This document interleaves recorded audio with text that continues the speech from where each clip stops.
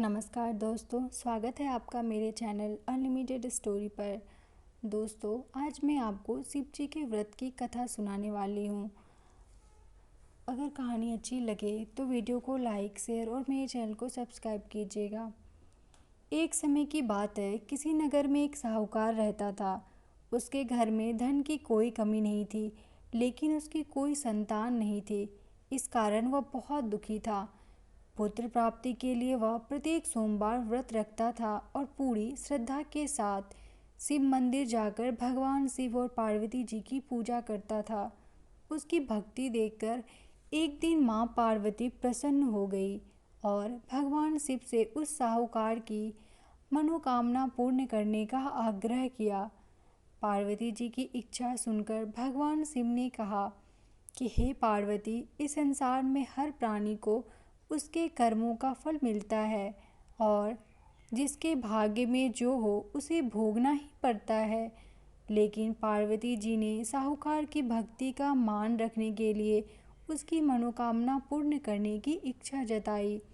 माता पार्वती के आग्रह पर शिव जी ने साहूकार को पुत्र प्राप्ति का वरदान तो दिया, लेकिन साथ ही यह भी कहा कि उसके बालक की आयु केवल 12 वर्ष होगी। माता पार्वती और भगवान शिव की बातचीत को साहूकार सुन रहा था। उसे ना तो इस बात की खुशी थी और ना ही दुख। वह पहले की भांति शिव जी की पूजा करता रहा। कुछ समय के बाद साहूकार के घर एक पुत्र का जन्म हुआ। जब वह बालक 11 वर्ष का हुआ तो उसे पढ़ने के लिए काशी भेज दिया गया। साहूकार ने पुत्र के मामा को बुलाकर उसे बहुत सारा धन दिया और कहा कि तुम इस बालक को काशी विद्या प्राप्ति के लिए ले जाओ और मार्ग में यज्ञ कराना। जहाँ भी यज्ञ कराओ वहाँ ब्राह्मणों को भोजन कराते और दक्षिणा देते हुए जाना।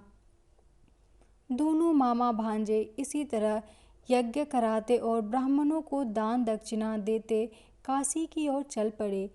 रात में एक नगर पड़ा, जहाँ नगर के राजा की कन्या का विवाह था।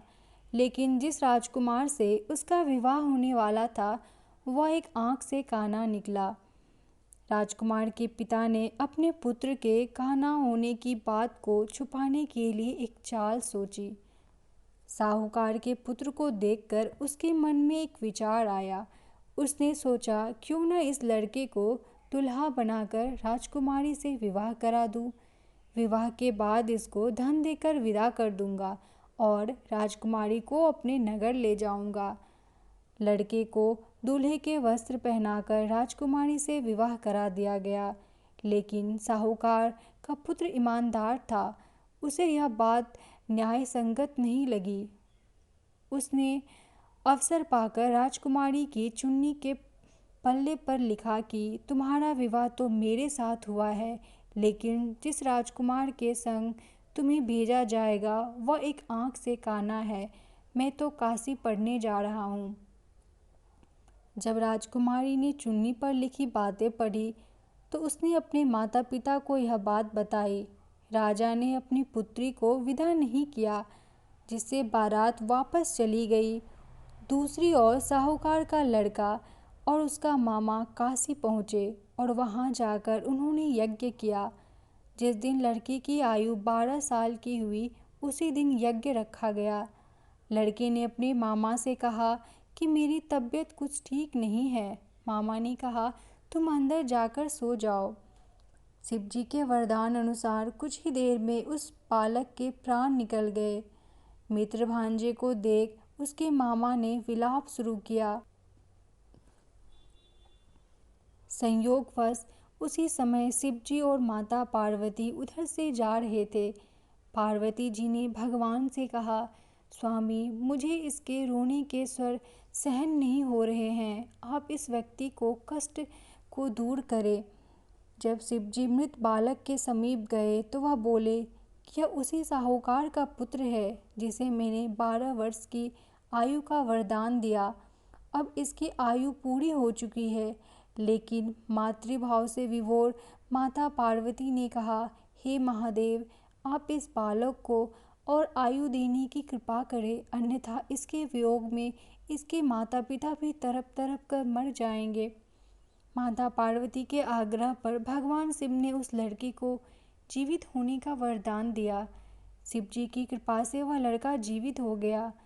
शिक्षा समाप्त करके लड़का मामा के साथ अपने नगर की ओर चल दिया।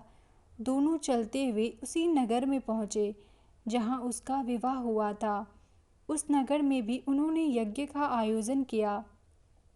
उस लड़के के ससुर ने उसे पहचान लिया और महल में ले जाकर उसकी खातिरदारी की और अपनी पुत्री को विदा किया।